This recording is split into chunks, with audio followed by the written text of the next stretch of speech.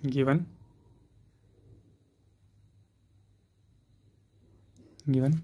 Complex variable function,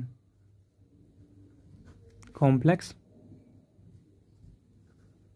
variable function, variable function. तो किसी complex variable function के लिए आपको बताना है कि सिंगुलरिटी जो है वो क्या होगी और उसका हो सके तो उसका प्रकार भी बताइए। ठीक, रेडी, ओके, ठीक है। तो आपका पहला सवाल जो है बहुत ही सिंपल है, मैं आपको बता रहा हूँ बहुत ही सिंपल है। अभी मैं आपको 4-5 सवाल कराऊंगा, कुछ देखना, आपको इंजीनियरिंग में आए हुए क्वेश्चन भी कराऊंगा कॉम्प्लेक्स एनालिसिस के, और आप अपने थोड़ी देर में अपने आप को दक्ष समझने लग जाएंगे, जो कि सही नहीं है, क्योंकि जब तक अभ्यास नहीं करेंगे फिर दक्ष नहीं होगा, देख के सब ईजी लगेगा। पहला क्वेश्चन है, आपको कोई कॉम्प्लेक्स फंक्शन दिया जाता है F Z equal to Z minus sine Z upon Z square. ठीक है, अब आमतौर पर व्यक्ति सोचेगा कि z इक्वल टू 0 पर इसे सिंगुलर पॉइंट है, दिख रहा है, z इक्वल टू 0 पर सिंगुलर पॉइंट दिख रहा है। ठीक, अब देखने पर लग रहा है कि z इक्वल टू 0 पर सिंगुलर पॉइंट है। क्या ये z इक्वल टू 0 पर सिंगुलर पॉइंट रखता है या नहीं, इसको आपको अगर एनालाइज करना है तो करना क्या पड़ेगा, आपको एक्सपेंड करना पड़ेगा। क्या करना पड़ेगा, एक्सपेंड। तो एक्सपेंड करके देखते हैं भाई, करो जरा, कैसे एक्सपेंड करोगे। F Z equal to Z minus, ये एक्सपेंड कैसा होता है, जेड माइनस 1 अपॉन विषम संख्या में फैक्टोरियल 3 जेड की पावर 3, सॉरी गलत खोल दिया क्या मैंने, हाँ जेड की पावर सही है, जेड की power 3 upon factorial 3 plus z की पावर 5 अपॉन फैक्टोरियल 5, ऐसे खुलेगा, माइनस डॉट डॉट डॉट ऐसे खुलेगा, ठीक है, अपॉन जेड स्क्वायर।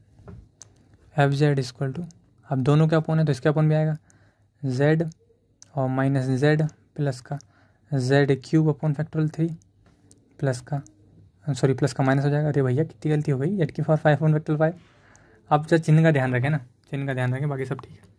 जेड की power 5 upon factorial 5 plus z की power 7 upon factorial 7 dot dot dot upon Z square. इससे ये कैंसिल हो गया, जस्ट ओपन करना है, कुछ नहीं है यार।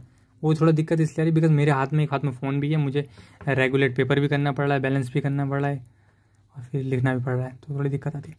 जेड स्क्वायर डिवाइड करेंगे तो ऊपर एक जेड बचेगा, तो ये हो जाएगा Z upon factorial 3।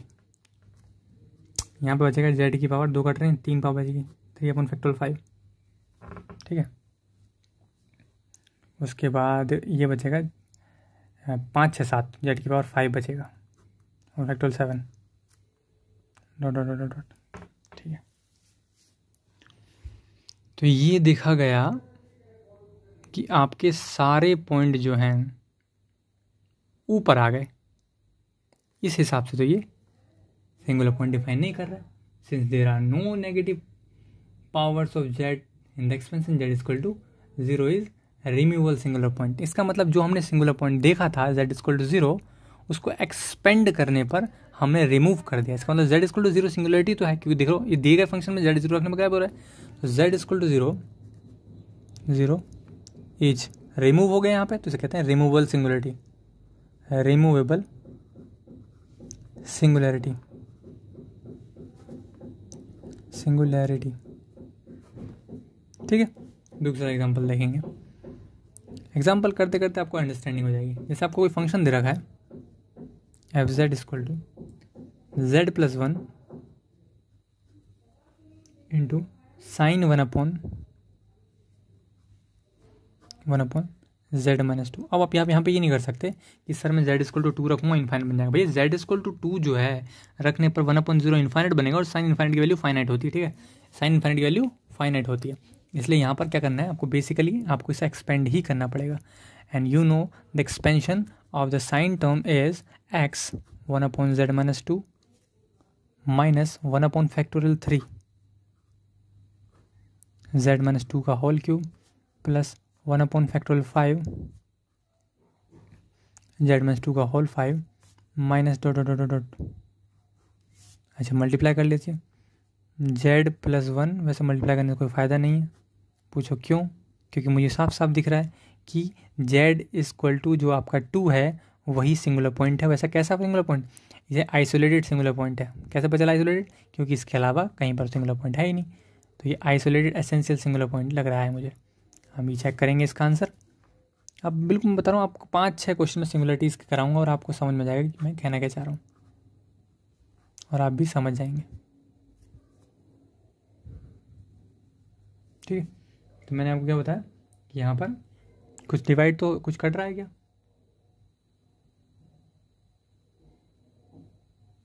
Are infinite number terms is an essential singularity. बिल्कुल सही बात है। So z equal to 2 essential singularity है। 2 इज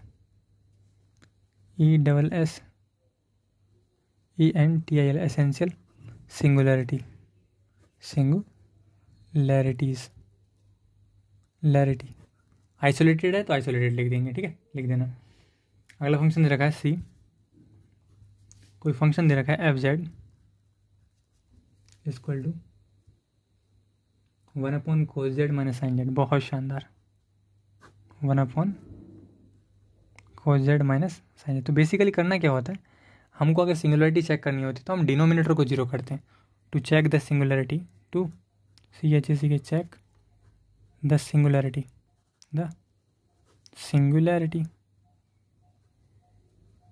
क्या करते हैं, डिनोमिनेटर को जीरो कर देते हैं। कैसे करेंगे, cos z minus sine z equal to 0। तो कितना है, cos z π/4 आ रहा है equal to sine z implies z equal to π/4। तो z इक्वल टू π/4 इसका एक सिंपल पोल आया क्योंकि पावर इसकी 1 है। So z equal to π/4 is a simple pole. Simple pole का दूसरा नाम क्या होता है, इसका एक नाम होता है और pole of order 1। Pole of order 1। Okay, तो आपने एग्जाम्पल के ज़रिए समझ लिया।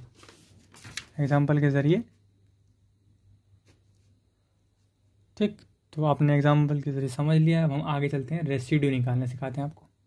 ओके,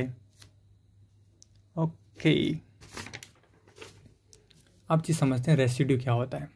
ठीक, अभी तक के अनुक्रम को हम समझते हुए बरकरार रखेंगे जिससे कि आपको अंडरस्टैंडिंग में आसानी रहे कि मैंने आपको क्या क्या पढ़ा दिया। बहुत सिंपल, कॉम्प्लेक्स जो आपका कॉम्प्लेक्स एनालिसिस है वो बहुत ही सिंपल है। ठीक है, थोड़ा प्रैक्टिस मांगता है बस, है ना। कोई भी मैथमेटिक्स का कोई भी चैप्टर प्रैक्टिस मांगता है, सीधी सी बात है। मांगता तो फिजिक्स भी है, पर वही है ना, फिजिक्स में प्रैक्टिस ना करो तो भी थोड़े थोड़े सिग्नल आ जाते हैं, बोले ये पढ़ा था, पर मैथ में नहीं आएंगे जब तक आप खुद अभ्यास ना करें।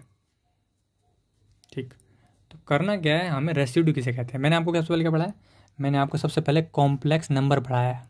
अगर आप ध्यान से देख रहे हो तो क्या पढ़ा है, कॉम्प्लेक्स नंबर। फिर मैंने आपको बताया इसी की तरह कॉम्प्लेक्स फंक्शन होता है, कॉम्प्लेक्स फंक्शन।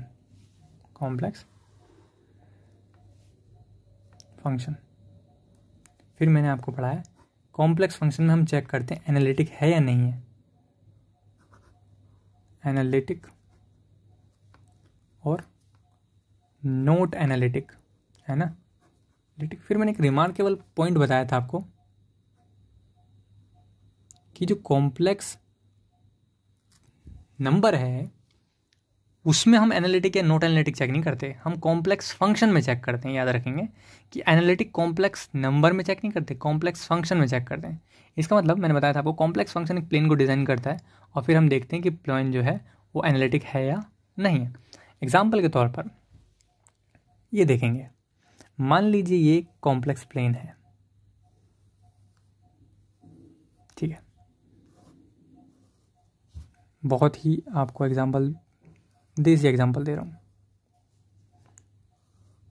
ये मान लीजिए कॉम्प्लेक्स प्लेन है। अगर ये कॉम्प्लेक्स प्लेन है और मुझे ये देखना है कि ये सिस्टम एनालिटिक है या नहीं, तो मैं क्या करूँगा, ये ऐसा समझ लीजिए ये लिंटर है, ये लिंटर, अरे लिंटर क्यों लिख रहा हूँ मैं, चलो लिंटर समझ लो आप, लिखना मुझे हिंदी में चाहिए था, कोई बात नहीं। तो ये लिंटर है छत का। अब मुझे चेक करना है कि ये जो है ये ताकत की कसौटी पर काम करता है या नहीं, ठीक है, ताकत की कसौटी का अर्थ क्या है, मेरे को इस लिंटर को बनाए हुए, किसी छत का लिंटर है बनाए हुए 1 वर्ष हो गया है। इसका मतलब इस इस इस 10 किलो के हथौड़े के आघात को ये सरलता से सेटिस्फाई कर पाएगा अगर ये पक्का हुआ तो लिंटर। एग्जाम्पल समझिए आप बात को, आघात पघात समझ जाइए। तो मैंने क्या कहा कि मैंने इस हथौड़े को यहाँ मार के देखा और कहा यहाँ पर ठीक है तो लिंटर एनालिटिक है, यहाँ पर ठीक है लिंटर एनालिटिक है, यहाँ पर ठीक है लिंटर एनालिटिक है। तो इसका मतलब एनालिटिक चेक करते हैं हम कॉम्प्लेक्स फंक्शन का, because what is plane, plane is actually complex function in geometrical view. कोई भी कॉम्प्लेक्स प्लेन जो होता है कॉम्प्लेक्स फंक्शन को डिनोट कर रहा होता है। ये क्या है, ये कॉम्प्लेक्स फंक्शन है। क्या है, कॉम्प्लेक्स फंक्शन है मेरे भाई, कॉम्प्लेक्स फंक्शन है। ओके, कोई कहता है एनालिटिक है या नहीं है, तो ओवरऑल हम एनालिटिक जो है किसी पॉइंट पर चेक करते हैं, एनालिटिक है। जब मैंने हथौड़ा यहाँ मारा तो लिंटर फट गया और हथौड़ा नीचे घुस गया, तो मैंने कहा this complex function is not analytic is at that point, this complex function is not analytic at that point, this complex function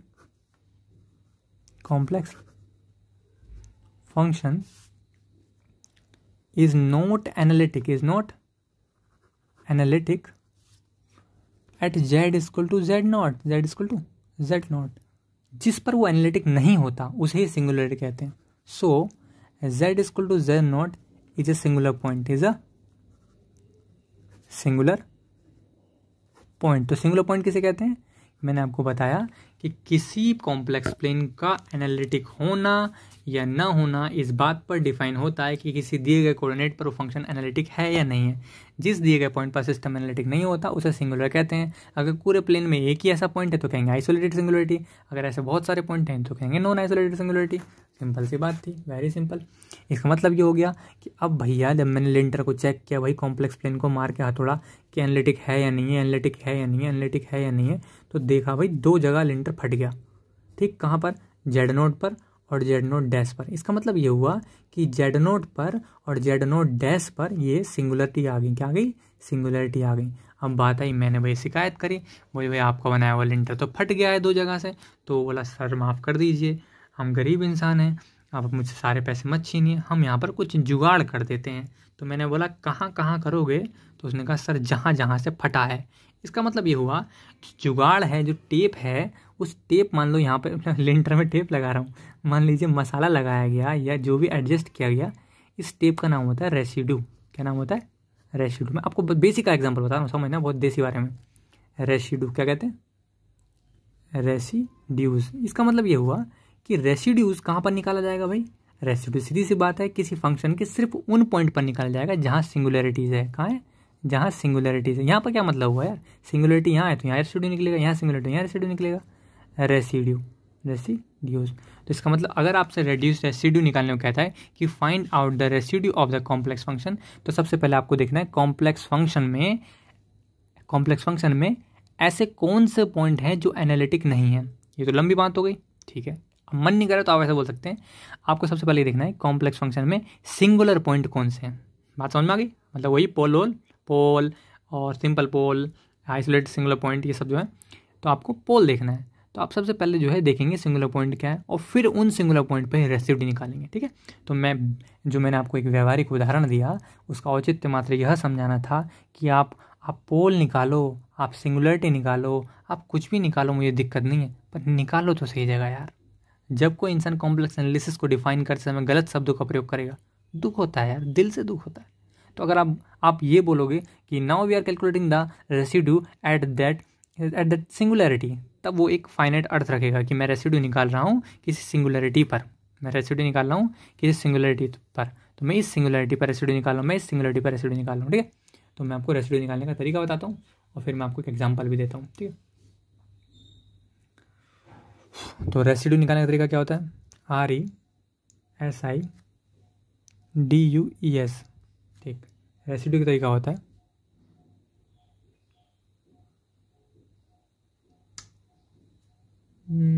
calculating the residues, बहुत सारे मेथड हैं, ठीक, ये वाला ही सही है।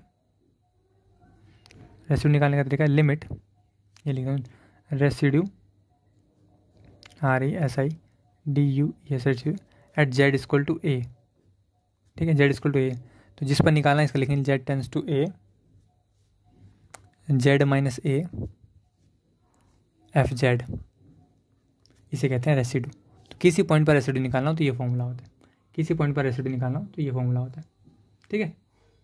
ठीक, पहला फॉर्मूला ये हो गया। मैं 3 फॉर्मूला लिखाऊंगा, यूज़ करके भी दिखाऊंगा अभी, कोई दिक्कत नहीं, अभी समझ में जाएगा।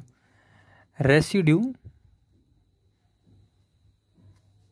Eight Z equal to a कैसे निकालने का तरीका होता है, इसका तरीका ये है, एक तरीका function of A of side S A, इसका भी आपको भी समझ में जाएगा। पहले आप जस्ट फॉर्मूला लिखने थे, residue at a pole of order n, pole of order n, order n at Z equal to a. तरीका क्या होता है, SIDUE रेसिड्यू, एफ ए से डिनोट कर देता हूँ, फंक्शन ऑफ ए होगा 1/फैक्टोरियल n-1 मजला ब्रैकेट डी की power n-1 upon D z की पावर n-1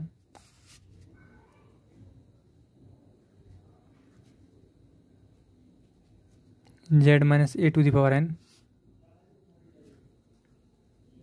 एफ जेड। अभी मैं आपको फॉर्मूला भी याद करना सिखाऊंगा, कोई दिक्कत वाली बात नहीं है, बहुत सिंपल होता है, अभी बताता हूँ, ठीक है। तो ये फॉर्मूले हैं बेसिकली, ठीक है। जैसे उदाहरण के लिए मैं आपको इस फॉर्मूला का बता रहा हूँ, ये कैसे याद कर सकते हैं। मान लीजिए आपके, मैं जस्ट एक सिंपल एग्जांपल दे रहा हूँ आपको, तुरंत याद हो जाएगा ये, ठीक है, बहुत सिंपल तरीके से। मैंने कहा कि मेरे पास गुरुदेव एक कॉम्प्लेक्स फंक्शन है जिसका नाम है 1/z-1 और z-2 है, और रेसिड्यू पूछा गया है कि रेसिड्यू बताइए। तो रेसिड्यू पूछते मैंने आपको क्या बताया, सबसे पहले आपको निकालना है सिंगुलर पॉइंट। क्या निकालना है, कहाँ पर वो एनालिटिक नहीं है। What do you understand the singular point of the complex number. अगर आपसे कोई पूछता है सिंगुलर पॉइंट क्या होते हैं, तो आप बोलेंगे सबसे पहले गुरुदेव कोई भी सम्मिश्र तल, कोई भी कॉम्प्लेक्स प्लेन कॉम्प्लेक्स वेरिएबल के द्वारा ही डिफाइन किया जाता है, और कॉम्प्लेक्स वेरिएबल किसी किसी पॉइंट पर डिफाइन नहीं होते। तो वे पॉइंट जहाँ पर कॉम्प्लेक्स वेरिएबल इनफाइनाइट होते हैं उन्हें नॉन डिफाइनेबल, नॉन एनालिटिकल, मतलब ये नॉट एनालिटिकल या सिंगुलर पॉइंट कहते हैं, ठीक है। साफ साफ दिख रहा है जेड इक्वल टू 1 पर और जेड इक्वल टू -2 पर सिंगुलरिटी है। मैं आपको बताऊँ ये फॉर्मूला याद कैसे करना है, बिल्कुल बेसिकली बताऊँगा, ठीक है। अरे आँख बंद कर याद कर लो यार, देखो। तो मैंने कहा गुरुदेव हमें तो पता चल गया सिंगुलर पॉइंट 2 हैं, जेड इक्वल टू 1 और जेड इक्वल टू 2, सिंपल पोल है, 2 सिंगुलर पॉइंट आ गए। अब मैंने बताया इसका मतलब 2 जगह इस प्लेन में छेद है, यही तो मतलब हुआ, मैंने जो देसी एग्जाम्पल दिया आपको। तो इस प्लेन में 2 जगह छेद है, ठीक है। टेप लगाना है तो एक एक करके लगाते हैं। तो हम निकालेंगे रेसिड्यू, RESIDU, ये residue at Z equal to 1। तो जेड इक्वल टू 1 पर जब मैं टेप लगाने आया तो मैंने कहा लिमिट मतलब टेप लपेट दो, जेड इक्वल टू 1 पर टेप लपेट दो, जेड इक्वल टू 1 पर। तो फंक्शन के अंदर से आवाज़ आई, गुरुदेव अगर आप 1 रखोगे तो मैं तो अनंत हो जाऊंगा, फिर निकाल ही क्या रहे हो। अगर आप 1 रखोगे तो मैं तो अनंत हो जाऊंगा, फिर आप कैलकुलेट क्या कर रहे हो। एक काम करो, पहले ये किसी तरह से हटा लो। तो मैंने कहा चलो यार इसे हटाने के लिए ऊपर रखते हैं ताकि कट जाए, रख दिया। ये देखो लिखा है ना z-a, ये लिख दिया z-a गुणा फंक्शन, तो आप फंक्शन रखो 1 पूरा फंक्शन रखो, z-1 और z-2। तो ये सूत्र मैंने लगाया है ये, ठीक है, ताकि ये कट जाए, कट गया। तो बचा कितना, limit z tends to 1 1/z-2 और z-2 रखेंगे तो 1/1 -2, तो 1 में से 2 गया 1/-1, तो कितना आ गया -1। तो -1 क्या है, -1 रेसिड्यू है, बड़ी सिंपल सी बात है। तो बात आती है कि क्या मुझे ये सब करने में समय लगेगा। अरे मेरे भाई मैंने यहाँ क्या बताया, ये यहाँ इसलिए लिखा जाता है ताकि कट जाए। जब इसे काटना ही है तो लिखूँ ही क्यों, मेरे को डायरेक्ट इस पर देखो ध्यान से ना, ट्रिक बता रहा हूँ। इस पर रेसिड्यू निकालना है तो एक इसमें रख दो, उत्तर आ जाएगा। इस पर रेसिड्यू निकालना है तो 2 इसमें रख दो। अब बात आती है कोई पूछे गुरु जी इसमें क्यों नहीं रख रहे, इसे क्यों छोड़ा? अब रखेगा अनंत नहीं बन जाएगा, रखेगा तो अनंत नहीं बन जाएगा, इसलिए मैंने छोड़ा। ये मैं जस्ट एक याद करने की ट्रिक बता रहा हूँ, समझ में नहीं आया हो तो आप पहले इसे रटेंगे अच्छे से, फिर मैं इसको यूज़ करके बताऊँगा कि कैसे रेसिड्यू निकाल सकते हैं। ठीक है, आई होप ये रेसिड्यू के 3 फॉर्मूले आप अच्छे से रट लेंगे, कंठस्थ कर लेंगे। ठीक, अब मैं आपको रेसिड्यू निकाल के बताता हूँ।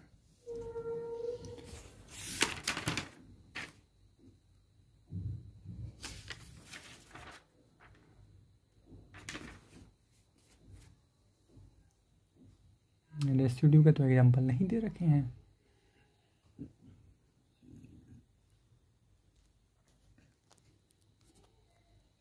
रेसिड्यू के एग्जांपल तो नहीं मिल रहे हैं, देखते हैं अभी करेंगे व्यवस्था। कैसी बात कर रहे हो? अभी करते हैं व्यवस्था। Residue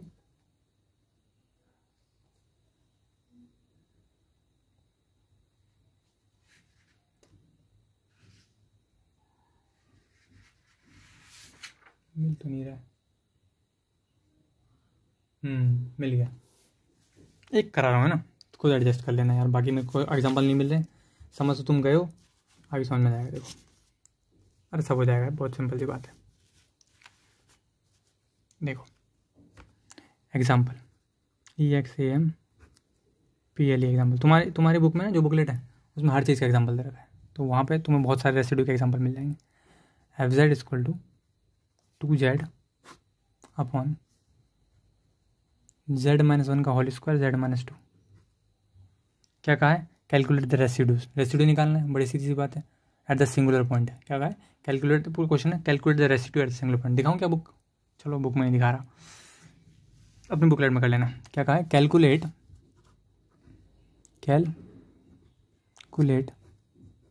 the residue RESIDU residue at the singular point, at the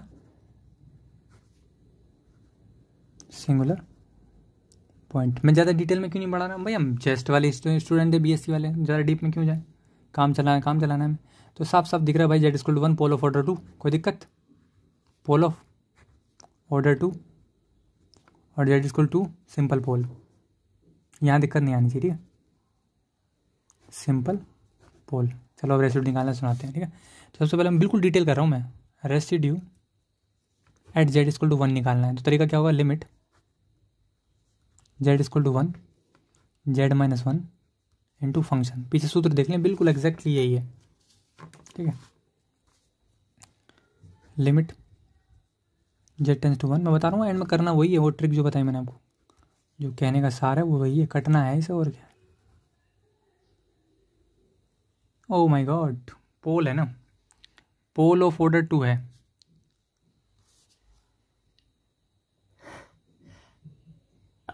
Bholenath, तो पोल ऑफ ऑर्डर 2 के लिए फॉर्मूला नहीं लगता। देखो मैंने अभी थोड़ी देर पहले आपको बताया था, पोल के लिए का फॉर्मूला लगता है। At pole of order n के लिए फॉर्मूला ये वाला लगता है। ठीक है, पोल ऑफ ऑर्डर n के लिए वाला फॉर्मूला लगता है। तो मैं लगा रहा हूँ, देख के लगवाता हूँ। देखो सॉरी, लिमिट वाला फॉर्मूला गलत लगा दिया, क्योंकि मैंने ध्यान नहीं दिया कि ये पोल है। एक काम करते हैं, पहले सिंपल पोल वाला कर लेते हैं। 2 वाला कर लो, है ना, 2 वाले में फॉर्मूला लग जाएगा। 2 वाला Z-1 का होल स्क्वायर इंटू Z-2। तो Z-2 कट गया, तो क्या 2 गुणा Z का मान तो 1 पुट करना है लिमिट में, अपॉन Z का मान तो 1 पुट, ओ माय गॉड, और 2 पुट करना है यार, सिंपल फॉर्म में कन्वर्ट करा है ना, 2 पुट करना है तो जाएगा 2 - 1 का होल स्क्वायर। 2 गुणा 1 2, 2 में से 1 गया, 1 का होल स्क्वायर हो गया 2/1 या 2, कोई दिक्कत? ठीक, अब भैया मैंने पोल पे तो निकाल दिया, सिंपल पोल पे निकालना तो बहुत आसान होता है। जो ट्रिक बताई थी मैंने वो सिंपल पोल क्या होता है, तो मतलब ये वाला सूत्र कब लगेगा? सिंपल पोल में लगेगा। ठीक है, और ये वाला कब लगेगा? ये पोल ऑर्डर होगा। तो मैंने देखा कि जब मैं इस पर निकालना है तो ये था Z equal to 1 pole of order 2, तो यहाँ लगाऊंगा मैं ट्रिक। देखो कैसे लगेगी ट्रिक, क्या फॉर्मूला दूसरा लगेगा? Residue at Z equal to 1। तो फॉर्मूला क्या होता है? तो पहले फॉर्मूला लिख रहा हूँ मैं, 1/फैक्टोरियल n-1 dn-1 और dZn-1 Z - a to the power n F z z equal to a. बहुत सिंपल है, कोई दिक्कत नहीं। पोल कितना है, पोल ऑफ वाटर कितना है, 2 है। जब पोल ऑफ वाटर 2 है तो एन का मान 2 हो गया, तो एन का मान 2 यहाँ रखोगे कितना आएगा, 1/√2 - 1। 2 में से 1 गया तो 1 आएगा, d/dz इंटू जेड माइनस ए का मान कितना है, 1 है, कि होल घात एन का मान 2 है, गुणा फंक्शन कितना रखा है, 2z अपॉन z-1 का होल स्क्वायर इंटू z-2। इससे ये कट गया, जेड इक्वल टू कितने पे, 1 पर। बात हजम हो रही है, ठीक। 1/2 में से 1 गया 1 factorial, d/dz 2z upon z-2 Z equal to 1। अब क्या करना है, पहले डिफरेंस कर लो, फिर जेड इक्वल टू 1 रख देंगे। करो डिफरेंसन, 1/फैक्टोरियल तो ये तो एक ही होता है इंटू अंश बटे हर, मतलब क्या होता है, हर का वर्ग क्या होता है। अब ये हर नहीं खींचेगा, ये बड़ी दिक्कत आती है भाई। मेरा लेख इतना गंदा नहीं है, आप मेरे को मैं 2-3 बार बता चुका हूँ। पूरी कॉम्प्लेक्स एनालिसिस जो मैं पढ़ा रहा हूँ, इसमें एक हाथ में मेरा फ़ोन है और दूसरे हाथ से मैं लिख रहा हूँ, तो अब लाइन सीधी खींचना एक चुनौतीपूर्ण कार्य है। हर का वर्ग मतलब z-2 का होल स्क्वायर, हर z-2 गुणा अंश का डिफरेंशिएशन 2 माइनस अंश 2z, हर का डिफरेंशिएशन 1, z इक्वल टू 1 पर। ये हो गया 2z-2 minus 2z upon z-2 का whole square at z equal to 1 रखो भाई, कितना आएगा, 2 1 माइनस 2 गुणा 1, ऐसे कर लेता हूँ, सिंपल हो जाएगा, 1 - 2 का होल स्क्वायर। 2 गुणा 1 में से 2 गया, माइनस आएगा 1 आएगा मेरे भाई, 2 1 2 आएगा मेरे भाई, अपन 1 में से 2 गया, -1 आएगा मेरे भाई का होल स्क्वायर। तो 2 में से 2 गुणा 1 करेंगे तो -2 आएगा, और ये -2 है ही, अपन 1 का वर्ग 1 होता है, -2 ये गया -4। तो इसका उत्तरांश है -4 और 2, -4 और 2, समझ में, -4 और 2, एक है सिंपल पोल आंसर। तो -4 और 2 इसका आंसर है। अच्छा, सिर्फ ऑप्शन पूछा सिंगुलर पॉइंट पर, तो सिंगुलर पॉइंट पर कितना आया इसका, सिंगुलर पॉइंट पर 2 आया है। देखते हैं अभी 63वें का आंसर कितना है।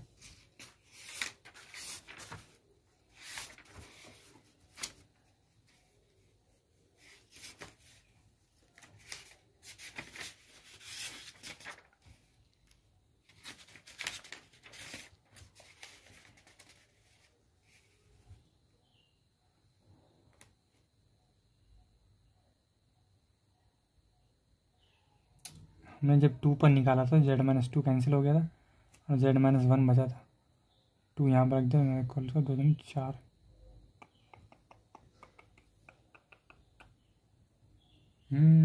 देखो यहाँ पर मिस्टेक होगी ना, आप ज़रा गौर फरमाएं। तो जब सिंपल पोल निकाला था यहाँ पर 2 से गुणा करी थी, तो z इक्वल टू 2 पुट करा था, यहाँ रखा था, कैंसिल हो गया था। जब 2 रखा तो 2 गुणा 2 आएगा ना, 2 गुणा 2 करेक्शन के टाइम मिलती होगी, 2 दूनी 4 हो गया 4, और नीचे क्या रखा है जेड, अभी जेड टेंस टू 2 है, अबे जेड टेंस टू 2 है तो 2 रख दिया, 2 में से 1 गया 1, 1 का स्क्वायर 1, तो कितना गया 4 आंसर आएगा। क्वेश्चन में पूछा गया था, सम ऑफ रेसिड्यू पूछा गया था, तो 4 ये है और -4 ये है, तो 4 गुणा सम -4 इसको 0 हो जाएगा, तो 0 इसका आंसर था। ये भारी नहीं है, मैं बता रहा हूँ आपको, बस वो भारी इसलिए लग रहा है क्योंकि आप है अभी सॉल्व नहीं करा है आपने बिल्कुल भी, और अभी कराऊंगा एग्जाम्पल, सब समझ में जाएगा, ठीक है।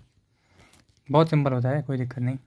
उदाहरण मिलने दो जरा मुझे, ढूंढता हूँ मैं आपके लिए रेसिड्यू निकालने वाले उदाहरण, कहीं से मिल जाए तो आनंद आ जाए है।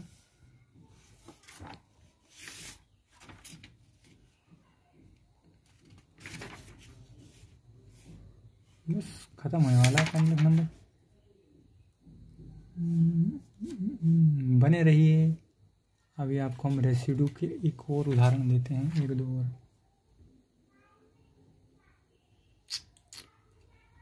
चलो ये ले लीजिए, अच्छा एग्जांपल है, इससे आप समझ लें। देखो जब तुम्हारी पकड़ बन जाएगी ना, जब तुम्हारी पकड़ बन जाएगी सब्जेक्ट में कॉम्प्लेक्स एनालिसिस, तो भाई साहब तुम सूत्र लगाओगे नहीं, मैं तो लगाता नहीं हूँ, तुम्हारे लगा रहा हूँ। तुम समझ जाओगे कि भाई कहना क्या चाह रहा है, तो उस पॉइंट पर मान रखो बस।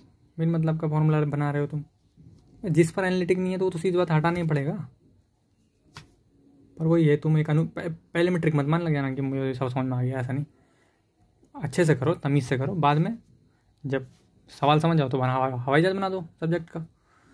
तो एक क्वेश्चन और है दिया हुआ, गिवन एग्जाम्पल EXAMPLE एग्जाम्पल यहाँ पे 13 नाम से उद्धृत है, क्योंकि तुम्हारे पास बुक नहीं है तो 13 लिखने का कोई मतलब ही नहीं बचा। फंक्शन है FZ equal to 1 minus 2Z upon Z minus 1 Z minus 2। ठीक है, इसको मैं बहुत ही सिंपल टर्म में बता रहा हूँ मैं आपको, बिल्कुल सिंपल टर्म में, 4 लाइन में कर सकता हूँ ख़त्म। लेकिन कायदा क्या कहता है? कायदा कहता है कि फाइंड आउट द, इनने क्वेश्चन कहा है कि फाइंड आउट द रेसिड्यूज। ठीक है, तो रेसिड्यू फाइंड आउट करने, तो मेरे भाई रेसिड्यू के लिए क्या है, सिंगुलर पॉइंट देखेंगे। सिंगुलर पॉइंट निकालो, कैसे निकालेंगे? सिंगुलर पॉइंट्स क्या होते हैं? Z equal to 0, Z equal to 1, Z equal to 2, all are simple pole, all are simple pole. सब पर रेसिड्यू निकाल देंगे। तो बोलेंगे residue at Z equal to 0 निकाल रहा हूँ। कैसे निकालेंगे? Limit Z tends to 0, Z minus 0, function F z. वो बहुत तो बिन मतलब की थ्योरी, वो BSc मतलब को भी भरने वाली थ्योरी। तुम पेपर का भी करो ना, तुम अभी तो उतारो, शुरू में उतारना, तुम 10-15 सवाल के बाद बोलोगे क्या कर रहे हैं हम, ये बिन मतलब में लिखते क्यों हर बार, जबकि वास्तव में जिस पर निकालना वो रखेंगे तो इन्फाइनाइट होगा, इसे कट नहीं है इसे, तो इस पर रखो 0 रखो, कितना आएगा? 1 माइनस 2 गुणा 0 अपॉन 0 माइनस 1 अपॉन 0 माइनस 2, तो 1 माइनस 0 अपन 0 माइनस 1 माइनस 1, 0 अब 0 माइनस 1 माइनस 1 हो गया, 0 माइनस 2 माइनस 2 हो गया, ये हो गया 1 माइनस 0 का 1 बटे माइनस माइनस प्लस 2 एकम 2 1/2। पहला तो 1/2 आ गया। अब निकालते हैं रेसिड्यू निकाल सीख गए ना। रेसिड्यू जब आप सिंपल पोल पर खेलोगे, ये सब क्या है? सिंपल पोल है। Z इक्वल टू 1, तो सिंपल पोल पे खेलने का ये तरीका होता है। लेकिन एन ऑर्डर पोल पे मैंने आपको बताया डिफरेंशियल का फॉर्मूला लगे, वहाँ तो दिमाग लगाना पड़ेगा, थोड़ा सा लगाना पड़ेगा, वहाँ ज़्यादा नहीं, थोड़ा सा। क्या बोले? थोड़ा सा ही तुम्हारे पास, बस उतना ही लगाना है। 1 minus 2Z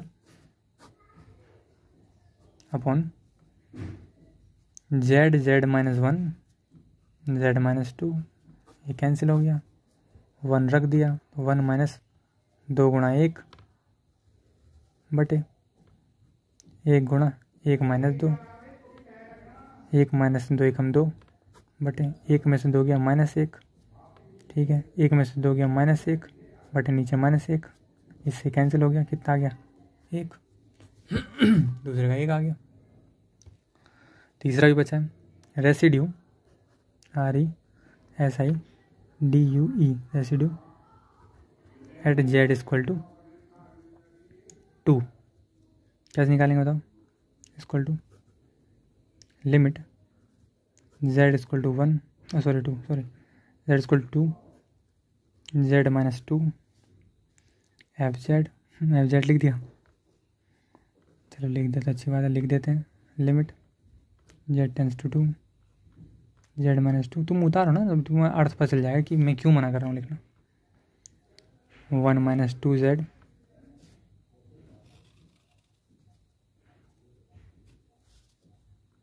Z minus 1 Z minus 2 cancel हो गया, 2 रख दिया, 1 माइनस 2 गुणा 2 अपॉन 2 गुणा 2 माइनस 1 2 माइनस 2, 1 माइनस 2 दूनी 4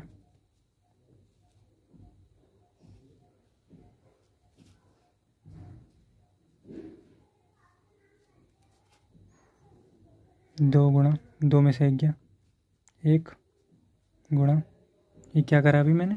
घनघोर पाप कटे हुए में मान रख रहा हूँ, हटाओ, हटाओ, तो 1 माइनस 2 दूनी 4 समझ में आया, 1 माइनस 2 दूनी 4 समझ में आया, 2 गुणा 2 में से गया 1, ठीक है बराबर 1 में से 4 गया माइनस का 3 बटे 2 एकन 2, ठीक है माइनस का 3 बटे 2 आंसर होगा, माइनस का 3 बटे 2। ओके, तो ये आपको रेसिड्यू मैंने निकालना सिखा दिया।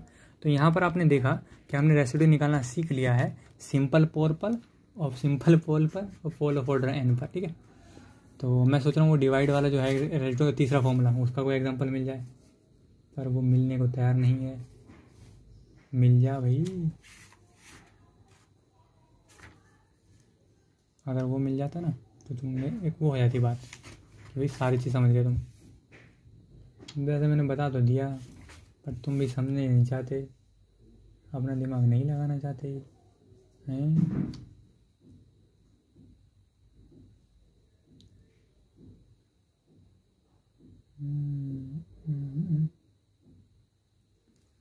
ठीक, 56वां सवाल है, अच्छा सवाल है, देखते हैं।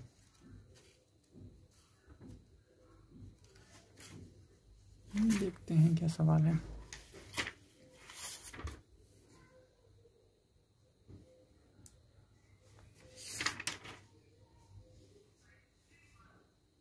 बहुत शानदार।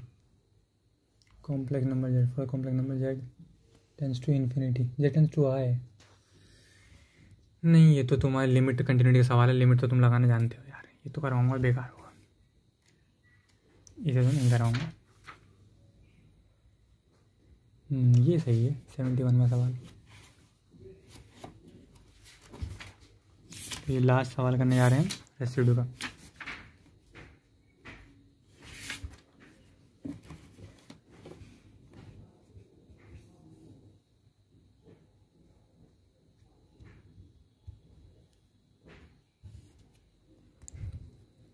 देखते हैं कैसा होगा सवाल।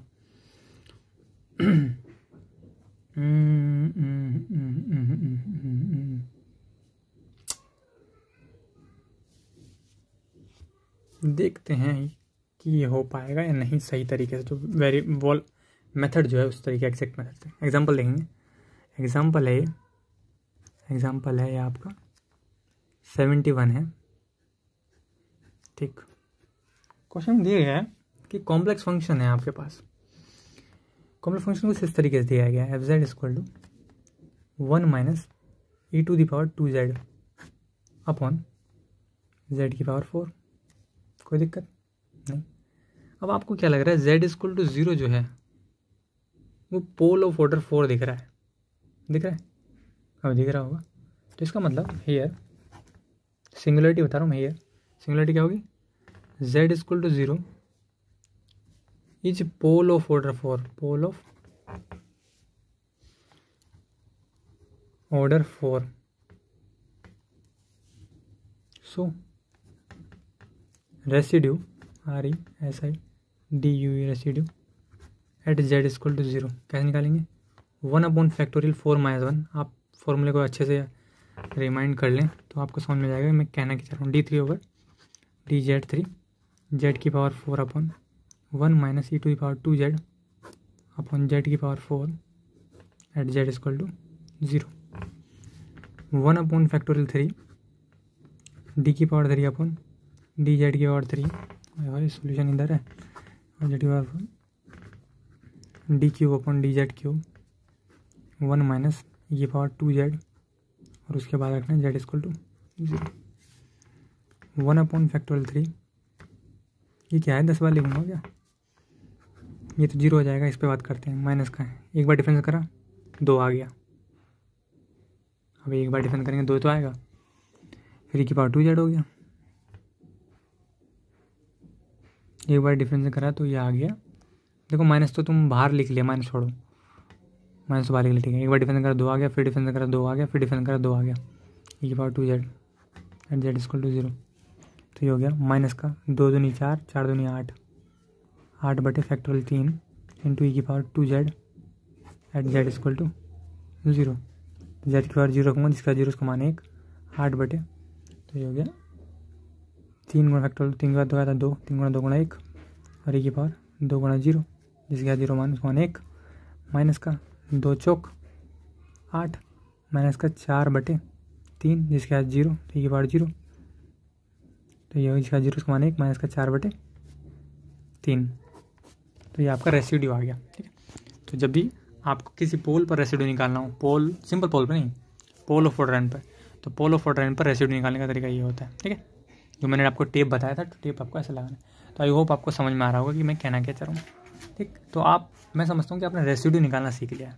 क्या सीख लिया? रेसिड्यू निकालना सीख लिया है।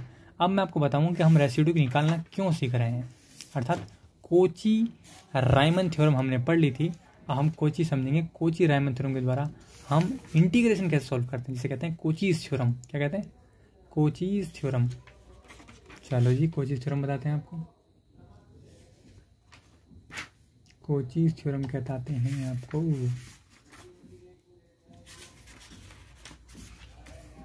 ठीक, इस थ्योरम का नाम है, अगले पेपर से करें यही करें, नई थ्योरम नए पेपर से करते हैं। वैसे यहाँ पे एक सवाल हो सकता है, कर दें कोई सवाल छोटा सा।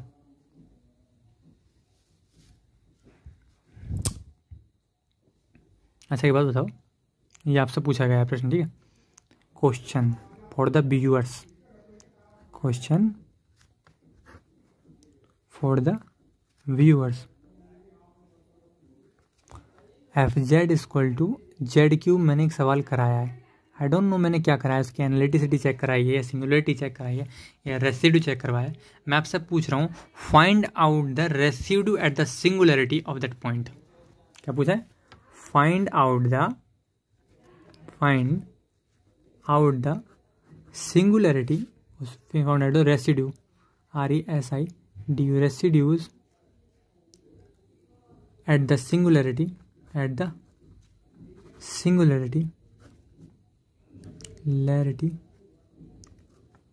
of the given function,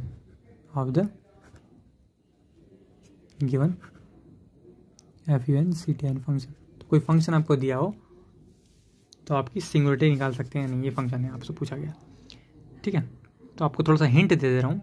वहाँ पर मैंने चेक किया ये फंक्शन एनालिटिक है या नहीं है, तो वहाँ पर ये फंक्शन एनालिटिक आया है। जो फंक्शन एनालिटिक आता है अर्थात उसके संपूर्ण तल एनालिटिक होता है। जब हर तल के हर बिंदु पर मैं एनालिटिसिटी चेक कर सकता हूँ, मतलब कोई बिंदु ऐसा नहीं है जहाँ पर इन्फाइनाइट बैठता हो, मतलब कोई भी सिंगुलर पॉइंट नहीं है, अर्थात जहाँ सिंगुलर पॉइंट नहीं है वहाँ रेसिड्यू का अस्तित्व नहीं बनेगा। अर्थात इसका उत्तर नहीं, अर्थात कुछ भी नहीं हो सकता है, लेकिन आप भी इस पर विचार करें। तो फंक्शन है हमारा, क्वेश्चन था, ये क्वेश्चन आपके लिए, व्यूअर्स के लिए।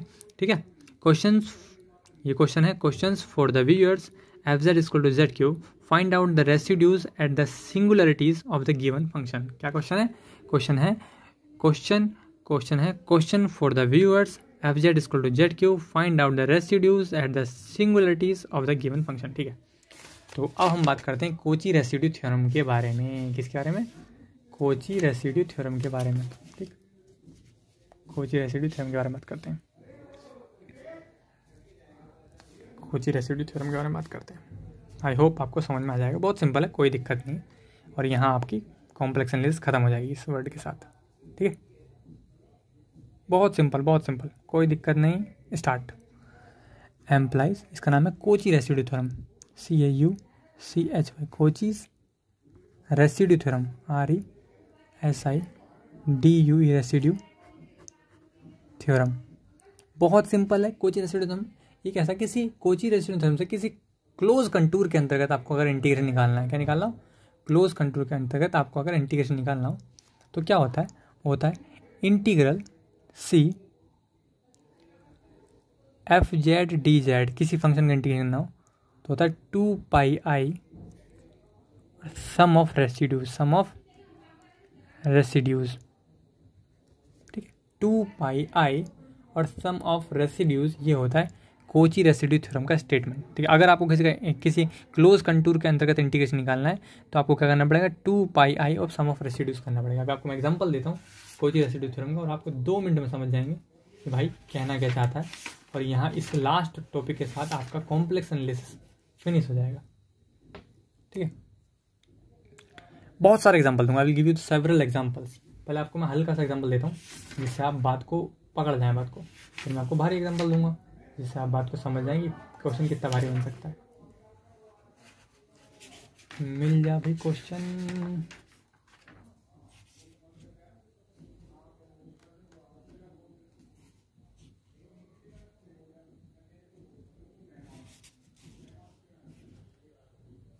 ये भी सही है, ये भी सही है। एक एग्जांपल मिला तो है पर कामयाब एग्जांपल नहीं है। चलो तब भी करते हैं। क्वेश्चन नंबर है आपका ये, सॉरी क्वेश्चन नंबर है आपका 68वां क्वेश्चन। देखते हैं आप इस बात को समझ पाते हैं नहीं। Question number 68, question number 68। Okay, पूरा क्वेश्चन लिख दे रहा हूँ मैं। क्वेश्चन QUESTION क्वेश्चन, क्योंकि टी फॉर जेस्ट में क्वेश्चन यहाँ से बनेगा ना कि पीछे से, जो अभी तक पढ़ा है उसमें से नहीं बनेगा। क्वेश्चन है, if capital C is a circle, CIRCL circle of mod Z equal to 4 and FZ function जो दे रखा है is equal to Z square upon Z square minus का 3Z प्लस 2 का होल स्क्वायर। होल स्क्वायर है, whole square है, whole square ये। Then अभी 5 क्वेश्चन करूँगा, अब बिल्कुल खत्म हो जाएगा, आप समझ जाओगे क्या ना क्या चाह रहा है। FZ equal to DZ is integration पूछ रहा है, ठीक है। तो पहली बात आप बताओ, ये ऐसे भी लिख सकता है और ऐसे भी लिख सकता है। फाइंड दिस फंक्शन लिख दो पूरा, Z square Z square minus का 3Z प्लस का 2 का होल स्क्वायर, ये पूछ सकता है, ठीक है। ये क्वेश्चन करना है। तो मैंने आपको बताया कोची रेसिड्यू थ्योरम, ठीक है, याद रखेंगे। सबसे पहले बात, कॉम्प्लेक्स इंटीग्रेशन में पता कैसे चलेगा भैया, किसी इंटीग्रेशन के अंदर कॉम्प्लेक्स नंबर लिखा होगा। ये इंटीग्रेशन दिख रहा है, बिल्कुल सही बात है। अंदर कॉम्प्लेक्स नंबर दिख रहा है Z, बिल्कुल सही बात है। किसका सवाल है, कॉम्प्लेक्स इंटीग्रेशन का। किससे होगा, कोची रेसिड्यू थ्योरम से होगा। और कोची रेसिड्यू थ्योरम लगाने के लिए क्या पता होना चाहिए, रेसिड्यू कैसे निकालते हैं। और रेसिड्यू किस पर निकालते हैं, सिंगुलैरिटी पर। सिंगुलैरिटी पता होनी चाहिए। क्या सिंगुलैरिटी पता है, बिल्कुल नहीं पता कर सकते। क्या जीरो पर है, नहीं पता। तो हम पहले इसके क्या करेंगे, गुणनखंड करेंगे। क्या करेंगे, टुकड़े करेंगे, ठीक। तो इसके टुकड़े करेंगे जिससे हमें सिंगुलैरिटी पता चलेगी। उस सिंगुलैरिटी में रेसिड्यू निकालेंगे और रेसिड्यू को जोड़ते ही हमारा क्या जाएगा, हमारा जाएगा आंसर। और ऐसा एक नहीं, मैं आपको बहुत सारे एग्जाम्पल कराऊंगा। अभी आपको भारी लगेंगे, 2 मिनट बोलेंगे गुरुदेव आप छोड़ दीजिए इन्हें, हम इनसे हम ही निपटारा कर लेंगे। 2 मिनट बाद आप बोलेंगे। आप मुझे 1 सेकंड दें बस, सिर्फ 1 सेकंड, ठीक। बिस्मिल्लाह, बच गया अभी, ठीक है, ऑलराइट। तो सबसे पहले बात, आपको जब सिंगुलैरिटी निकालनी है तो आप देखें, सिंगुलैरिटी निकालने के लिए आप 0 पुट करेंगे। क्या 0 पुट करने में इन्फाइनाइट आ रहा है, बिल्कुल नहीं आ रहा है। 0 0 2 इन्फाइनाइट नहीं आ रहा है, इन्फाइनाइट आना चाहिए। तो आप क्या करेंगे, इसमें पहले आप इसका गुणनखंड कर लेंगे। तो मैं साइड में कर दे रहा हूँ इसके फैक्टर, ये हो जाएगा Z स्क्वायर माइनस का 3Z। जब भी आपको कभी ऐसा समीकरण मिले, कभी ऐसी चीज़ इंटीग्रेट करने को मिले जिसके नीचे बहुपद हो, क्या हो, बहुपद, पॉलिनोमियल, तो आप उसके गुणनखंड कर लें। कैसे करेंगे, 2 के ऐसे टुकड़े करो, जोड़ने पे 3 आए तो 2 एकम 2, कितना होगा, Z स्क्वायर माइनस का 2 एकम 2 माइनस का 2 एकम 2 माइनस का 2 एकम 2, ओके। और कॉमन ले लिया Z equal to Z minus 2, और कॉमन ले लिया -1, ये आ गया Z माइनस 2, और ये आ गया Z माइनस 2, Z माइनस 2 आ गया बाहर, तो ये हो गया Z माइनस 2, अंदर बचा Z माइनस 1। इसका मतलब ये चीज़ मैं यहाँ लिख सकता हूँ। तो हो जाएगा कॉम्प्लेक्स इंटीग्रेशन ऑफ Z की पावर स्क्वायर अपॉन, देखना मैं ध्यान से रख रहा हूँ, ये Z माइनस 2 का होल स्क्वायर, और मेरा बटे इसलिए ऐसा बन रहा है क्योंकि मैं इनर्शिया नहीं दे पा रहा हूँ पेपर को, Z माइनस 1 का होल स्क्वायर, ठीक है। अब जरा मुझे बताओ विचार करके कि भाई साहब ये Z इक्वल टू 2 पर और Z इक्वल टू 1 पर क्या सिंगुलैरिटीज दिख नहीं रही हैं, दिख रही हैं। Z इक्वल टू 2 और Z इक्वल टू 1 क्या है, these are the singular points, बिल्कुल सही है। क्या कहा जाएगा इन्हें, इन्हें कहा जाएगा पोल। क्या कहा जाएगा, पोल, पोल ऑफ ऑर्डर कितना, ऑर्डर 2। तो सवाल भारी हो गया क्योंकि पोल का ऑर्डर वाला सवाल तो पता होना चाहिए। तो रेसिड्यू कैसे निकालो, ऐसा ही DUES। रेसिड्यूज का तरीका क्या होता है, residue at Z equal to, पहले 2 पे निकाल दे रहा हूँ, ठीक है। तरीका क्या होता है, तरीका होता है 1/2 - 1, बिल्कुल सिंपल है, रटा पड़ा है। D में से 2 हाथ है तो 1 बचा, D ओवर DZ बचा, और 2 होगा तो क्या होगा, Z माइनस 2 का होल स्क्वायर कट जाएगा, Z square upon Z minus one का होल स्क्वायर, और यहाँ पर रखेंगे आप जेड इक्वल टू 2। कोई दिक्कत वाली बात नहीं है। 1/2 में से गया 1, तो ये हो गया फैक्टोरियल 1, ये हो गया, इससे ये कैंसिल हो गया। डिफरेंस करेंगे तो आएगा 2z, और z इक्वल टू 2 रखेंगे तो जाएगा, ये आ जाएगा 2 गुणा जेड की वैल्यू 2 है अपॉन फैक्टोरियल का मान 1 होता है, 2 दूनी 4 आंसर आ गया। क्या आ गया? इस पॉइंट पर रेसिड्यू 4 आ गया। आप भी निकालने की कोशिश करें। दूसरा आएगा रेसिड्यू SI, 2 मिनट में समझ में जाएगा। एक ट्रिक बताऊंगा मैं, तुम्हें लगेगा कॉम्प्लेक्स एनालिसिस में कुछ भी नहीं है, अभी बताऊंगा। देखो रेसिड्यू कितना है, z इक्वल टू 1, ठीक है। अच्छा, z इक्वल 1 पे करो, कितना आएगा 1 का, तो 1 अपॉन 1 माइनस 1 0, फैक्टोरियल 0 का मान 1 होता है, तो d ओवर 1 माइनस 1 लिखा 0 से मान 1। डिफरेंस करने की जरूरत ही नहीं है। अरे सिंपल पोल है यार, पोल ऑफ ऑर्डर 2 है ये भी, सॉरी बड़ा भुलक्कड़ है हम तो भाई। पोल ऑफ ऑर्डर 2 है, z इक्वल टू 0.1 है, पोल तो ऑफ 2 है ना।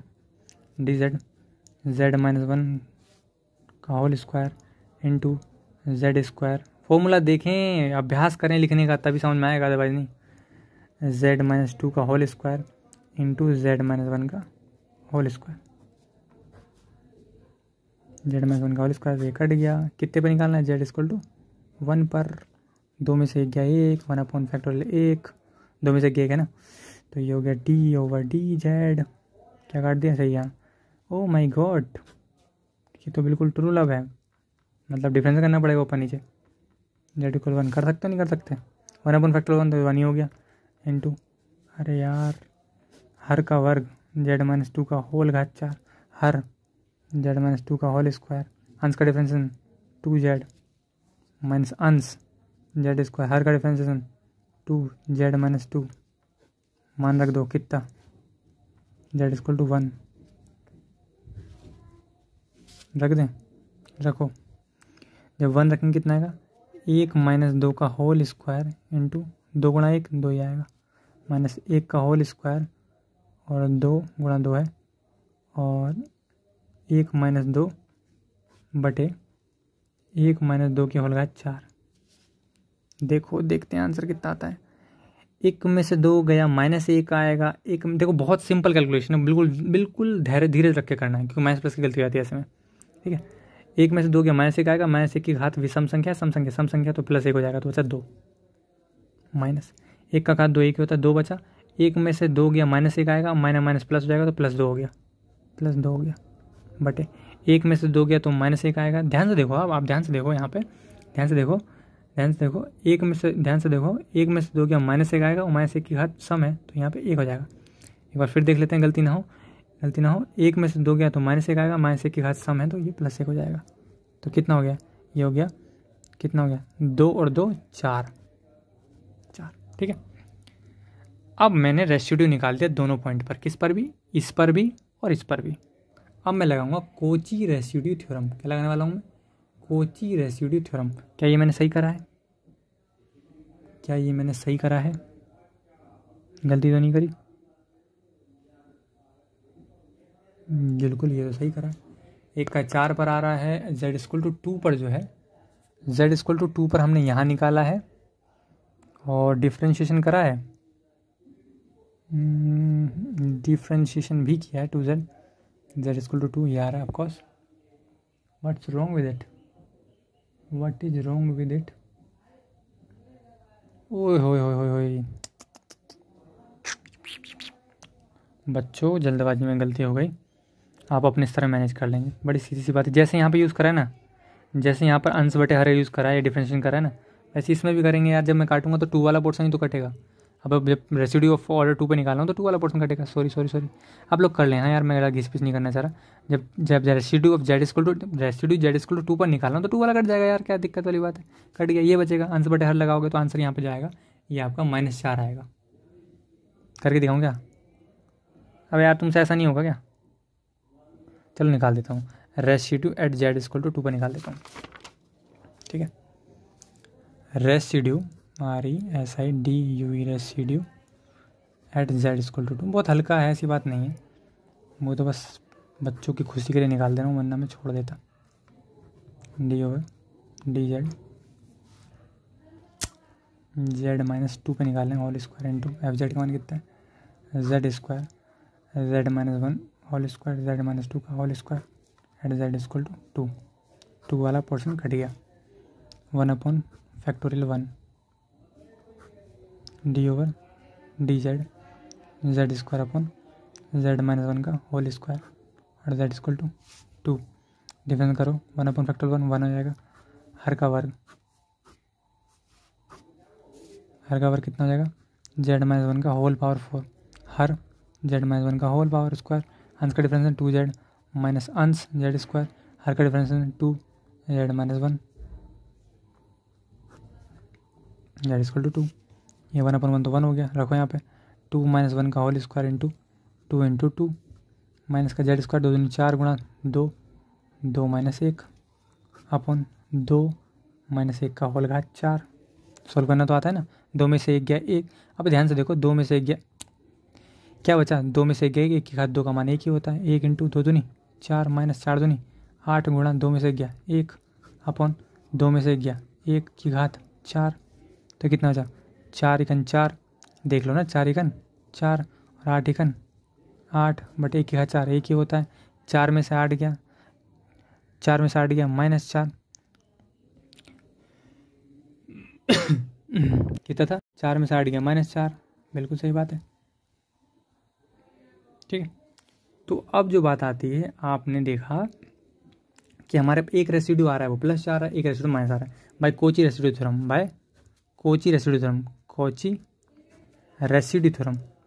रेसिड्यू थ्योरम तो कोची रेसिड्यू थ्योरम ये कहती है मेरे भाई कि जिसका भी इंटीग्रेशन निकालना था आपको कंटूर इंटीग्रेशन जो भी था वो कंटूर मतलब सी क्लोज कंटूर के अंदर होना चाहिए कंटूर मतलब सी क्लोज कंटूर के अंदर होना चाहिए जेड स्क्वायर अपॉन जो भी था क्या था फंक्शन शुरू में जो हमने गुणनखंड करे थे क्या था वो था आपका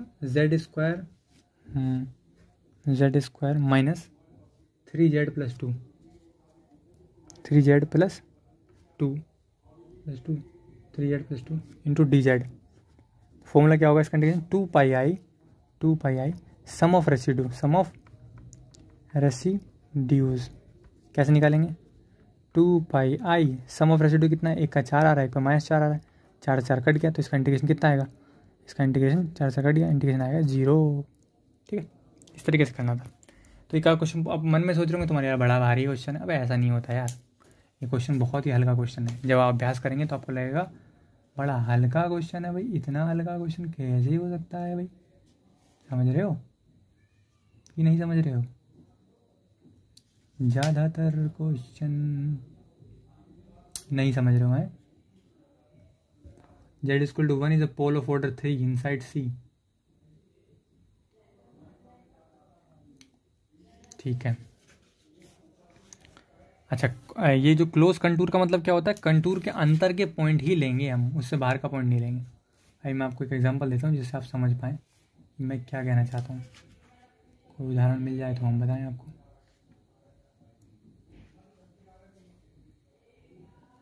ये तो हो गया ये भी हो गया अभी एक बेहतरीन सा उदाहरण देते हैं आपको।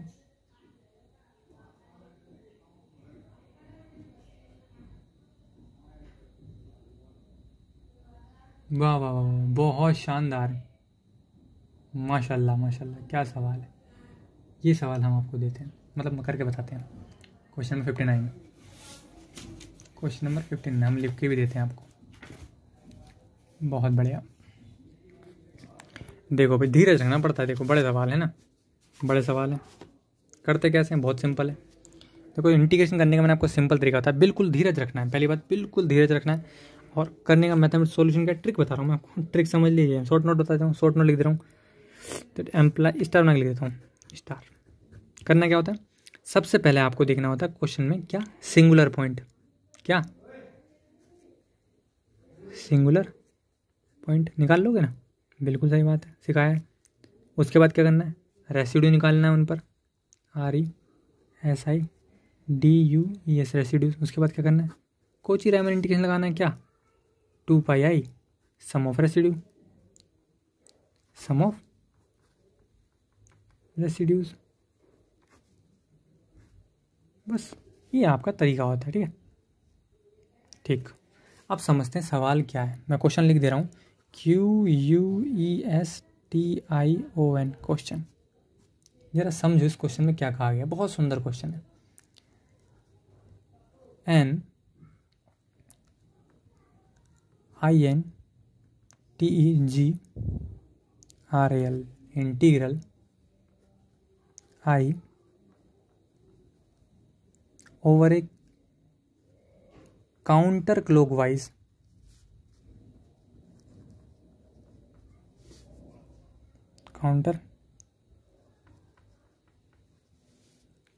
Circle C is given by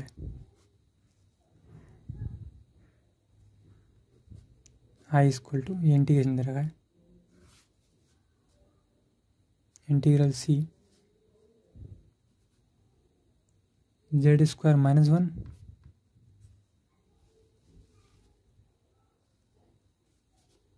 upon Z square plus 1 e की power Z into DZ।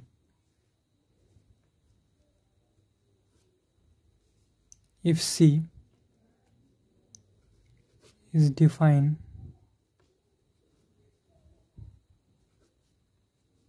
as mod of Z is equal to 3, then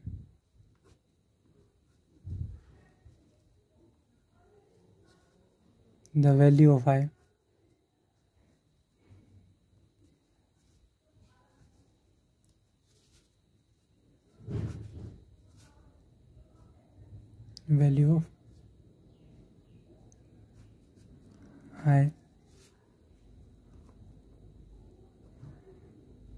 एक तरीके से इंटीग्रेशन पूछ रहा है। इसमें क्या लिखा है, if C is defined as mod Z equal to 3, comma then the value of I H।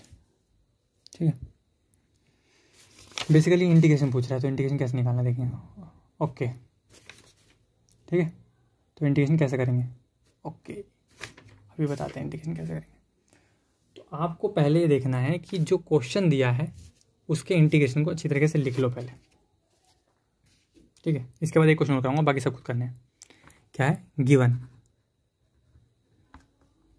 क्या इंटीग्रेशन दिया वो बताओ। I equal to counter clockwise contour integration है, Z square minus 1 upon Z square plus 1 e to the power Z DZ। कुछ नहीं है बाकी paper में, उसमें कॉम्प्लेक्स एनालिसिस बाकी कुछ भी नहीं है। 59वां क्वेश्चन था ये। अब ये बताओ कि क्या आप इसमें मुझे ये बता सकते हैं कि सिंगुलैरिटी कहाँ है। क्या आप मुझे बता सकते हैं सिंगुलैरिटी कहाँ है। तो मैंने आपको बताया किसी इंटीग्रेशन को सॉल्व करने के लिए सबसे पहले सिंगुलैरिटी निकालते हैं। भाई सिंगुलैरिटी नहीं पता चल रही है, मान लो क्या सच में पता नहीं चल रही होगी आपको, या पता चल रही है, बताइए क्या सिंगुलैरिटी पता चल रही है। अगर सिंगुलैरिटी पता करनी है तरीका क्या है, उसका डिनोमिनेटर 0 होना चाहिए। तो यहाँ लिख रहा हूँ मैं फोर सिंगुलैरिटी। क्या लिख रहा हूँ फोर सिंगुलैरिटी, जिससे आप सिंगुलैरिटी पता कर सकें। ठीक, फोर सिंगुलैरिटीज कैसे करेंगे, नीचे की चीज़ को 0 कर दो। Z square plus 1 equal to 0, कभी सिंगुलैरिटी ऐसे निकालते हैं। Z स्क्वायर माइनस 1, तो Z equal to under root minus 1। क्या मैं सही कर रहा हूँ, ओके। Z इक्वल टू आ गया प्लस माइनस I, बिल्कुल सही बात है। तो जब प्लस माइनस I आ गया तो ये हो गई सिंगुलर पॉइंट हो गया, ठीक है। प्लस I और माइनस I क्या हो गए, सिंगुलर पॉइंट हो गए, ठीक है। अब उस क्वेश्चन में कहा गया, अगर क्वेश्चन आपने पढ़ा हो कि सर्कल जो है वो रेडियस 3 का है, सर्कल जो है वो रेडियस 3 का है। रेडियस 3 का सर्कल कैसा होगा, जरा सोच कल्पना करके देखें। जब भी कभी आपको कंटूर इंटीग्रल देगा तो आपको डेफिनेट रेडियस जरूर देगा। तो इन्हें क्या क्या, ये जो रेडियस है, मोड ऑफ जेड को रेडियस कहते हैं, ये है कितना 3 का है। इसका मतलब जो आप सर्कल बनाएंगे ना, एक कॉम्प्लेक्स प्लेन जिसे माना गया है इस क्वेश्चन के लिए, वो 3 रेडियस का सर्कल है। कितनी रेडियस का, 3 रेडियस का सर्कल है, ठीक। इस रेडियस को, इस वाले डिस्टेंस को कहते हैं रियल पार्ट, इस वाले को कहते हैं इमेजिनरी पार्ट वाई। तो ये आई जो होंगे कहाँ होंगे, प्लस आई यहाँ पर होगा और माइनस आई यहाँ पर होगा, ठीक है। क्यों होगा भाई, क्यों होगा भाई? क्योंकि वास्तव में आई तो गुणांक है, आई तो गुणांक है।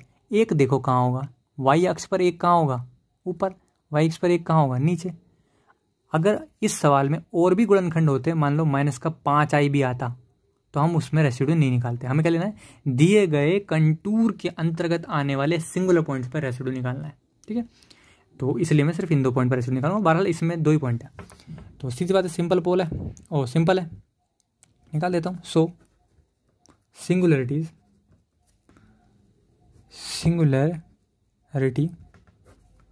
Eight z equal to i, कैसे निकालेंगे भाई? ये हो गया लिमिट, बेसिक थीम है, z tends to i, z minus i, z square minus 1 upon z plus i, z minus i, z minus i, z minus i cut गया, z equal to i put कर दिया, i square minus 1 upon z equal to i put कर दिया, i minus i, I square की value कितनी हो गई, -1 अपन आई में से 0 कैसे हुआ भाई, z प्लस आई, z में से कट गया ना, ठीक है। तो ये हो गया आई प्लस आई 2i, ये हो गया -2/2i, इससे कट गया, कितना आ गया -1/i, तो आई ऊपर जाएगा तो प्लस का आई हो जाएगा, ठीक। Similarly singularity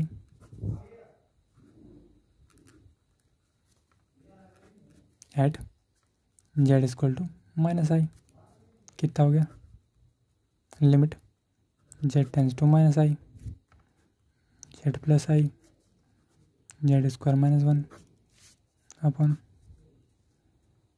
z plus i, z minus i, इससे कट गया, z equal to -i put कर दो, कितना आएगा, -i का whole square -1 upon -i, i square का मान -1 होता है।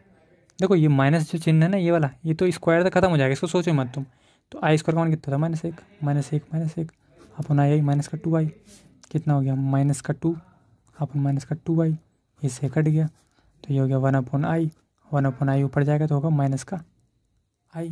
तो हमने क्या निकाल लिया, सिंगुलरिटीज आ गए भाई। कोची रेसिड्यू थ्योरम भाई, Kochi CAUCHY Kochi residue RESIDUES residues theorem.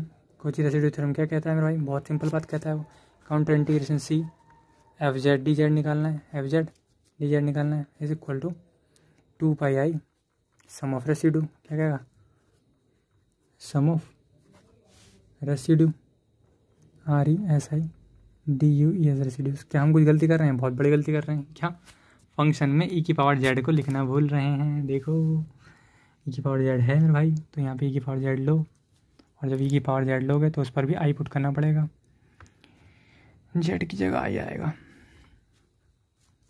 और यहाँ पे रखो e की पावर -i, e की पावर -i, ऐसे गलती नहीं करनी है भाई। 2πi सम ऑफ रेसिड्यू, सम कितना है, i इंटू ई की power i plus i into -i into ई की पावर -i। कुछ कॉमन आ रहा है, ऑफकोर्स i कॉमन आ रहा है, 2πi गुणा i कॉमन आ रहा है, इंटू कितना होगा, ई की पावर i माइनस ई की पावर -i, 2 से गुणा कर लो, 2 से भाग कर लो, तो आई स्क्वायर हो जाएगा, तो ये हो गया आई स्क्वायर इंटू ये 2 है, ये गुणा कर लेगा इस वाले 2 से, कैसे देखो ध्यान से, ये वाला 2 जो है ये गुणा कर लेगा इस वाले 2 से, ये वाला 2 जो है, ये पीछे वाला 2 जो, ये जो 2 है ये गुणा कर लेगा किससे, इस वाले 2 से, तो 2 दूनी 4 हो गया, पाई तो पाई रहेगा, सही है बिल्कुल। अब पीछे वाले 2 ने आगे वाले 2 से गुणा कर ली, कोई बड़ी गणित थोड़ा लग गया, 2 दूनी 4 हो गया, पाई का पाई रह गया, और आई स्क्वायर तो मैंने यहाँ लिख दिया, और इसे कहते हैं साइन आई का फॉर्मूला है, साइन आई का। तो आई स्क्वायर का मान कितना होता है, आई स्क्वायर मान -1 होता है, तो -1 गुणा 4π साइन आई हो गया, तो इसका मतलब हो गया ये हो गया एक तरीके से is equal to -4π sine i, let me check, it should be correct. कहाँ गया क्वेश्चन? 4 पाई आई साइन एक, ओ माई गॉड e की power i theta cos theta plus e की power i x plus i sine x. ठीक है, यहाँ पे गुणांक में आई आता है, यहाँ पे एक है, कोफिशिएंट लेते हैं तो यहाँ पे एक आएगा। सॉरी, बहुत बड़ी गलती हो गई, एक आती है। अभी ठीक करवाते हैं इस गलती को, इस गलती को। ये फॉर्मूला जो होता है बेसिकली ये होता है, क्या याद रखेंगे, एम्प्लाइज साइन एक्स का फॉर्मूला होता है e की पावर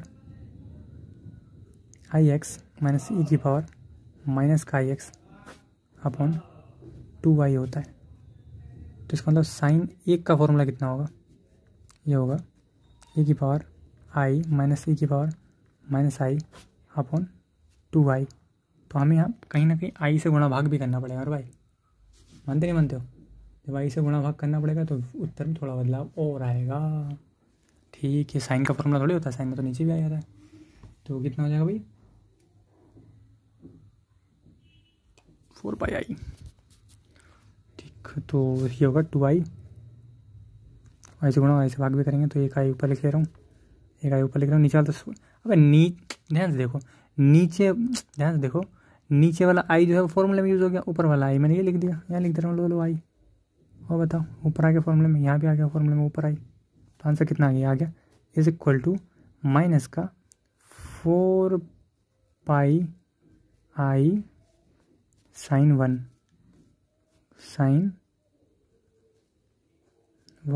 ठीक है, जिसको उत्तर स्पष्ट ना हो क्या कर सकते हैं, एक हाथ से कितनी देर तक लिखूं, बहुत देर से फ़ोन परेशान कर रहा है। ठीक है, अरे थोड़ा सोल्व कर लेना यार अपने हिसाब से। ठीक है, आंसर ये आएगा, एक बार लिख दो साफ करके, इज इक्वल टू माइनस का 4 पाई आई साइन 1। लो एक बार और साफ लिख दे रहा हूँ, इज इक्वल टू माइनस का 4 पाई आई साइन 1। ये साइन 1 है, स्पष्ट करने के लिए मैंने 3 बार लिखा है।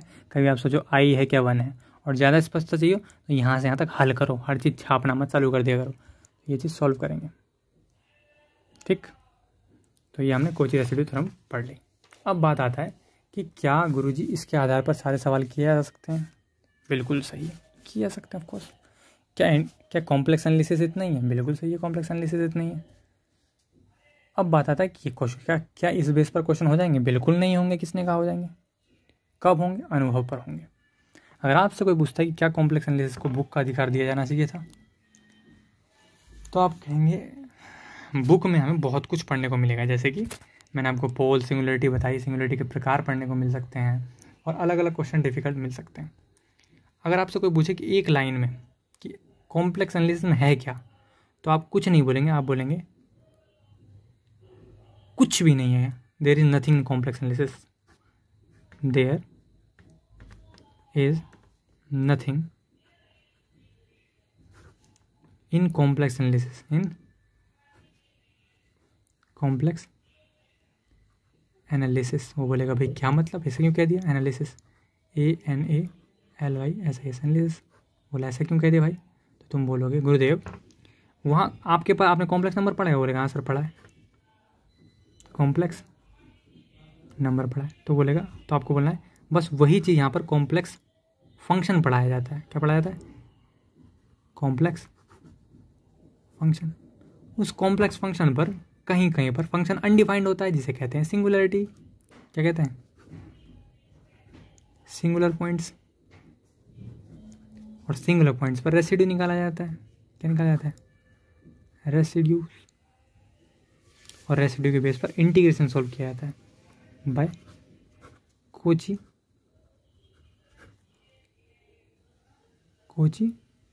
Residue theorem. रेसिड्यूज थ्योरम कौन सा फॉर्मूला है? किसी को अच्छे से याद हो तो बताओ। थ्योरम क्या होता है? याद हो तो बताओ, ये होता है contour integral C FZ DZ equal to 2 pi i sum of residue. ठीक, रिमार्क क्या रखना है यहाँ पर? Remark REMAR K remark remark है, इस फॉर्मूले को लगाते समय याद रहे केवल उन्हीं रेसिड्यू का सम करेंगे जो दिए गए कंटूर के अंदर होगा। अब बात आएंगे क्या कंटूर दिया होगा। ऑफ कोर्स जब भी इंटीग्रेशन का सवाल दिया होगा तो यहाँ पर लिखा होगा mod of 1 equal to 1, mod of z is equal less than 3। इसका मतलब क्या होता है, मोड ऑफ z क्या है खुद समझें। अच्छा कल्पना करें कोई ऐसा कंटूर दिया है, कोई ऐसा कंटूर दिया है, तो कोई ऐसा कंटूर दिया है, इसका मतलब ये है कि वो लिख रहा है z अगर कोई कॉम्प्लेक्स नंबर है, z है x प्लस आई वाई, तो इसका मोड कितना होगा, z का mod equal to x square plus y square होगा का अंडर रूट। ठीक है, ये तो होगा, बिल्कुल यही होगा। इसका होल स्क्वायर करेंगे तो कितना हो जाएगा, z के मोड का whole square equal to x square plus y square.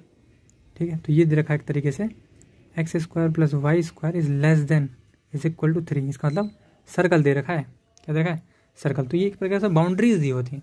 तो आपको लेना क्या, 3 रेडियस है, तो इसका मतलब जितने मूल 3 से बाहर नहीं जाएंगे वो आपको इसमें नहीं लेने। मैं देखता हूँ कोई एग्जांपल हुआ तो बहरहाल ये बताना, जो बताना चाहता हूँ बता दूँ। ठीक है, और क्या इसके अलावा कोई सवाल होता है, नहीं होता है। ठीक, तो मैंने आपको ये बताने का प्रयास करा, कॉम्प्लेक्स एनालिसिस में कॉम्प्लेक्स नंबर पढ़ते हैं, फिर कोई आप कॉम्प्लेक्स फंक्शन पढ़ते हैं। कॉम्प्लेक्स नंबर हमने 12th में पढ़ा होता है, इसलिए हम कॉम्प्लेक्स फंक्शन पढ़ते हैं। कॉम्प्लेक्स फंक्शन में सिंगुलैरिटी पॉइंट पढ़ते हैं, सिंगुलर पॉइंट में रेसिड्यू पढ़ते हैं। अब क्या बुक की आवश्यकता पड़ती है, बिल्कुल सर। अगर आपको दक्ष बनना है, जैसे हमने एनालिटिसिटी चेक करते हैं, क्या चेक करते हैं, एनालिटिसिटी। अगर एनालिटिक नहीं है तब सिंगुलर पॉइंट कहेंगे, एनालिटिक है तो कोई बात ही नहीं। तो सिंगुलर पॉइंट कितने टाइप के होते हैं ये अच्छे से आपको बुक में पढ़ने को मिल सकता है। ठीक है, तो मैंने बहुत ही संक्षेप में पढ़ा है। जो भी आपके पास पुस्तक हो या बुकलेट हो, आप उस बुकलेट को बहुत बेहतरीन तरीके से स्टडी करेंगे, और स्टडी करने के बाद एक क्वेश्चन लगाएंगे। आपको इस लेक्चर के बाद 1 से 2 दिन का अवकाश दिया जाता है, आप उसे पढ़ें और सारे क्वेश्चन को बेहतरीन ढंग से लगाएं। और हमारी महत्वाकांक्षाएं आपके साथ हैं, और आशा करता हूँ भविष्य में आने वाले किसी भी कॉम्प्लेक्स के प्रश्न से डरेंगे नहीं। उसमें एक ही अर्थ होगा भाई, इंटीग्रेशन पूछ रहा है तो सिंगुलर पॉइंट निकालना है, नहीं निकल रहा सिंगुलर पॉइंट तो इंटीग्रेशन भारी हो गया। समझ में आया, तो आप कोशिश करें, सब हो जाएगा। Thank you very much.